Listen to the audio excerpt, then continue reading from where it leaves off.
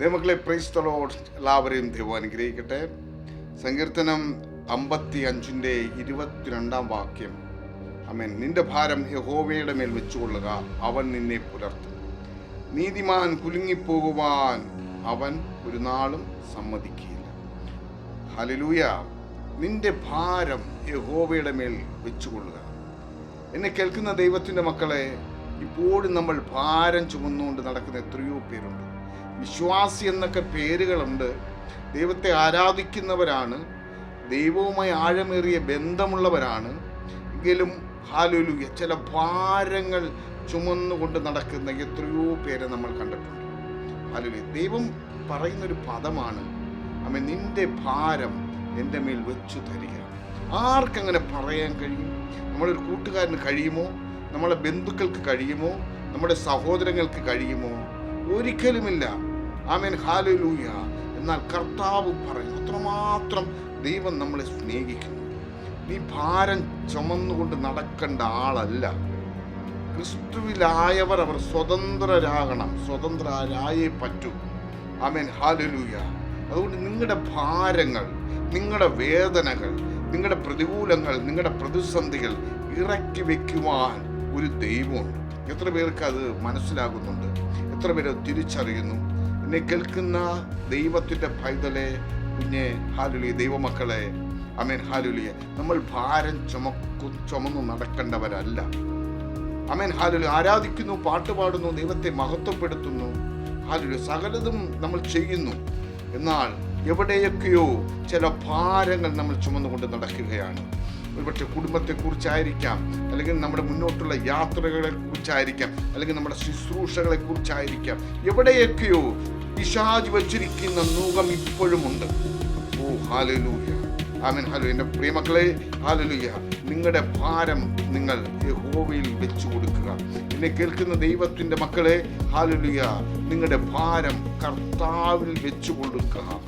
അവൻ അത്, ഹല്ലേലൂയ, അത് ചുമക്കുവാൻ വിശ്വസ്തനാണ്. നീ കുലുങ്ങിപ്പോകുവാൻ ദൈവം അനുവദിക്കത്തില്ല. നീ നീതിയോടെ നിന്നാൽ, നീ വിശ്വസ്തയോടെ നിന്നാൽ, നീ ദൈവത്തിൻ്റെ സന്നിധിയിൽ അടിയുറച്ച് നിന്നാൽ, ആമേൻ, ഹല്ലേലൂയ, നീ കുലുങ്ങിപ്പോകുവാൻ, നീ വീണു പോകുവാൻ, നീ തകർന്നു പോകുവാൻ ദൈവം അനുവദിക്കത്തില്ല. ആമേൻ, ഹല്ലേലൂയ. അതുകൊണ്ട് നിങ്ങളുടെ ഭാരങ്ങൾ കർത്താവിൽ അർപ്പിച്ചു കൊടുക്കുക. എത്ര പേര് പറയും, ഇനി ഞാൻ പലരും പറയുന്നത് കേട്ടിട്ടുണ്ട്, ഓ എനിക്കിനി വയ്യ, ഹല്ലേലൂയ, എനിക്കിനി ഭാരം ചുമക്കുവാൻ വയ്യ, എനിക്ക് ഈ പ്രതിസന്ധി അനുഭവിക്കുവാൻ വയ്യ, ആമേൻ, ഹല്ലേലൂയ, എനിക്കിനി മുന്നോട്ട് പോകുവാൻ കഴിയത്തില്ല. എത്രയോ പേരങ്ങനെ പറയുന്നവരുണ്ട്. ഹല്ലേലൂയ. ഒരു ദൈവ പൈതലിനെ സംബന്ധിച്ചിടത്തോളം നീ ഭാരം ചുമന്നുകൊണ്ട് നടക്കേണ്ടവനല്ല. നിന്റെ ഭാരം ചുമക്കുവാൻ ഒരുവനുണ്ട്, സർവശക്തനായൊരു ദൈവമുണ്ട്. ആ ദൈവത്തിൽ നിന്റെ ഭാരങ്ങളെ വെച്ചു കൊടുക്കുവാൻ നീ തയ്യാറാണെങ്കിൽ, ഹല്ലേലൂയ, നീ ഫ്രീ ആകും. നിന്റെ വേദനകളെ ഒന്ന് വെച്ച് കൈമാറുവാൻ നീ തയ്യാറാണെങ്കിൽ നീ ഫ്രീ ആകും. ആമേൻ. നിന്റെ പ്രതികൂലത്തെ, അല്ലെങ്കിൽ നിന്റെ കടഭാരത്തെ, നിന്റെ വേദനയെ, നിന്റെ ശുശ്രൂഷയെ, നീ എന്തുമായിക്കൊള്ളട്ടെ, നീ ഭാരപ്പെടുന്ന വിഷയത്തെ കർത്താവിന് ഹാൻഡ് ഓവർ ചെയ്യുവാൻ നിങ്ങൾക്ക് മനസ്സുണ്ടെങ്കിൽ, ഹല്ലേലൂയ, എൻ്റെ കർത്താവ് അത് ചുമക്കുവാൻ വിശ്വസ്തനാണ്. നിനക്ക്, ഹല്ലേലൂയ, ആ ഭാരങ്ങളെ കർത്താവിൽ ഏൽപ്പിക്കുവാൻ നിനക്ക് മനസ്സുണ്ടെങ്കിൽ, ഇപ്പോൾ ഈ വചനം നിങ്ങൾ കേൾക്കുമ്പോൾ നിങ്ങൾ ഫ്രീ ആകും. ഹല്ലേലൂയ. ദൈവഭക്തനായ, ആമേൻ, ഹല്ലേലൂയ, ദാവീദ് പറയുന്ന പദങ്ങളാണ്. ആമേൻ, ഹല്ലേലൂയ. കാരണം അവൻ ഭാരത്തോടെ ആയിരുന്നപ്പോൾ, അവൻ പ്രതികൂലത്തിൻ്റെ നടുവിലൂടെ കടന്നുപോയപ്പോൾ, അവൻ വേദനയിലൂടെ കടന്നുപോയപ്പോൾ, ഹല്ലേലൂയ, അവരുടെ ഭാരം കർത്താവിൽ ഏൽപ്പിച്ചു, കർത്താവിൽ സമർപ്പിച്ചു, കർത്താവിൽ വിശ്വസിച്ചു.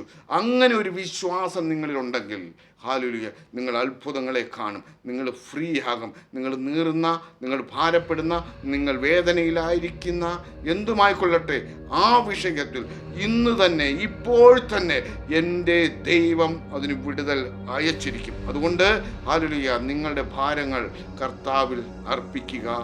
ദൈവം നിങ്ങളെ അനുഗ്രഹിക്കട്ടെ. God bless you. Amen, amen, amen.